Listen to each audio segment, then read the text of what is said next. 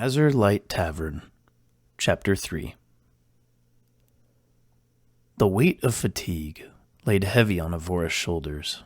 It had been so many pale moons, and yet the curse of exhaustion never failed to make her crestfallen. Elves could normally stay awake for sun turns on end, but not her. Not anymore. Avora shook herself from her spiral. She needed to center herself before the familiar choke of broken promises and broken hearts seeped too deeply within herself. "I'm in my bed," she whispered aloud to herself. "The feathers aren't too bunched, so that's a little blessing from Mother Moon. Let's see. The roof isn't leaking anymore. My flowers are healthy. The silverware has been cleaned and put away. Sylvie's pendant is still in place." Avora turned, trying to find just the right position that would make her give in to the weariness. "I hope Darrio is all right. He seems so shaken. Maybe I'll bring him a biscuit in the morning. Would that cheer him up?" She sighed. "I doubt a baked good will do too much, but I don't know. He likes them a lot. It's the thought that counts anyway, right? Might get him to open up.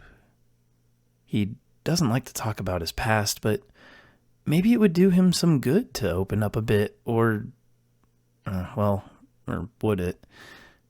I can't believe I'm losing sleep over a biscuit. Come on, Avora. Suntouch will be here any moment now. You really need to..." A pastel orange light began to gently spill into Avora's humble cottage, and with it, the song of neighboring sailor birds and the diminuendo of the sungle bugs. Avora rubbed her eyes in frustration. "Or it could be right now, I suppose." She sat up, trying to compose her rising dread of another sleepless rule.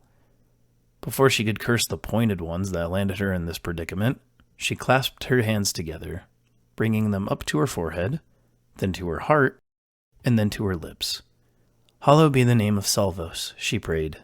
"I thank thee for thy fifth? Right, fifth. I thank thee for thy fifth son, and humbly ask for its radiance to bask us with warmth, sight, and any other blessings thou wouldst see fit to grant us this sun rule. Lord, I humbly ask thee for help staying awake, I suppose.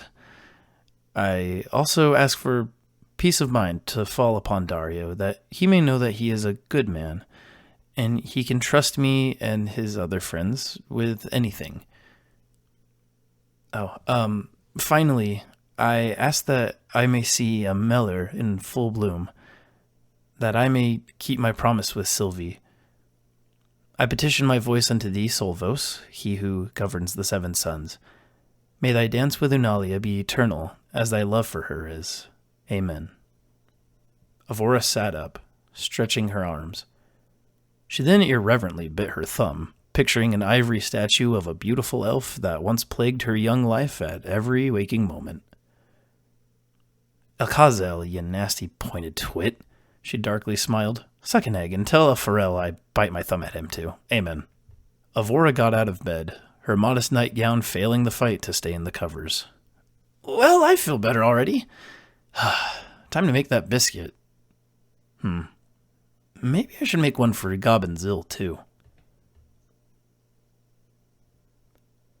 No, I said first pick. I called first 2 sun turns ago." Gob felt his face turn bright red as he held a jar of Filgamesh. The timid apothecary he was addressing rolled his eyes, though he did take a small step back from Gob. "Someone outbought you before I got here," he sniveled. "He offered 70 jing as opposed to your 40. And besides, second picks are near identical to the first. Look for yourself. It doesn't even have any spots or anything of the sorts. If it really bothers you so, I can give 10 of your jing back." "Keep your my filthy money," Gob spat. "Don't you try to be all chummy now, you cake sniffer. And by the way, a real apothecary would know the smell of the Filgamesh is a real sign of the quality. And..." Gob undid the cork top of the jar. He gave a quick sniff and immediately smelt a tinge of sweetness. Yeah, it's been picked. Yesterday's moon, I reckon. Care to comment? Oh, moon and suns, the man quietly cursed. There is no way you can sniff out a crop's picking time. Look, I can part with 30... Hush, Gob interrupted. Now you've offended me. So I'm going to take these and never be seen your sorry sack or your sorry cart ever again. My boss will be most displeased, I tells you that. Well, good sun touch, you silly maggot. Hope you stub your left toe. Before he could hear the merchant's confused rebuttal, Gob turned and began to walk down the path towards Saylos. You can't sniff a crop, mate, Gob mockingly said to himself. What a chump, that one. Wouldn't know a hunter if one hit him in the mug. Good thing I'm such a gentleman, otherwise I'd smack the hammies his mother gave him and... Good sun touch, Gob. Gob pulled himself out of his thoughts to see an elf with long auburn hair on the path before him. She was holding a small picnic basket with a dress draped over it. Good sun touch, Avora, he replied. What's you doing out of Saylos path this early, you little elfie? Avora tried to hide her smile. Well, I thought I would get an early start to the day, maybe run a few errands, and I made a biscuit for you. Avora reached into her basket and pulled out a golden, crumbly piece of bread.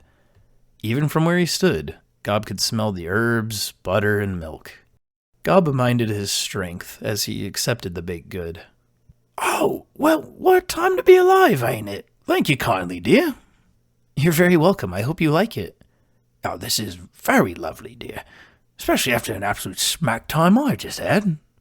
Did you not get first pick again? I'm telling you, friend, ain't no cart merchant here to Saylos worth their kicked up dirt and rusty wheels, bellows bottom airs. Avora awkwardly pursed her lips. I'll take that as a yes? Gob rolled his eyes sheepishly. Yeah, I got seconds instead of firsts, you know. Well, that isn't too bad, is it? Yeah, I mean, nah. Most peoples wouldn't bat an eye at the difference, but I ain't most peoples. I notice the best, so I want to give Mr. Mortice or anyone else nothing but the best. Well, that's understandable. You've always been so thoughtful of others. Unless they're off-game merchants, I suppose. Gob burst into laughter. You ain't ever lie, Avora. Now, speaking of my thoughtfulness, you haven't slept in a bit, girlie. Avora squinted. I'm not sure what you mean. Come on now, I just gave you coots for being an honest type. I can see the bags forming under your eyes. Now that you got our people's mortality, you might want to see about taking better care of yourself now, you hear? Avora tried to find a way to hide in her own skin. I know, I am trying to get used to this whole mortal thing. It's just hard to remember to eat, sleep, literally everything. It's just a whole list of things I'd never thought hard of before. Your kind sure has a different lifestyle, nodded Gob. Used to think it'd be nice to live a long time like an elf, but after hearing all the smacked up things they did to you, I can't say I'd want to live in Linhelm. Logs, those elves are. Besides you, Darrio, obviously. It always stung to hear about Linhelm, but Avora knew Gob meant nothing personal. Hearing his blatant honesty was somewhat refreshing. Gob's eyes widened. Apologies if I brought something up. I shouldn't have.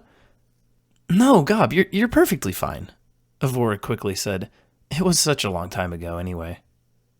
Time heals wounds, girlie, but the healing don't do much if you keep smacking the sky. If I'm being a rear end of a Zephyrfoot, you tell me so I ain't a pain, all right? Avora quietly laughed. I'll be sure to remember that, my friend. Like I said, though, I'm fine, I promise. Gob nodded. Well, come moon touch, I'll be dropping off some gaffweed tea by your place. It'll help knock you out when you need it. Oh, you're so sweet. But are you sure? You don't have to do that, you know. And I'm not really capable of getting that much out of medicinal means because, you know, the whole elf thing. Well, then I'll have to bring a whole keg over. Nothing but the strongest stuff for you. Maybe I even stew the tea with some grotmere fresh from the mountains. Avora was about to oppose, but she stopped. Gob probably wouldn't take no for an answer, and it was honestly really sweet of him. You said a keg? Gob shrugged.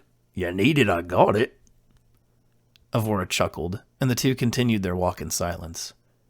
The greenery was thick, occasionally arcing over the dirt road, sunbeams piercing the leaves that would otherwise make the area much darker.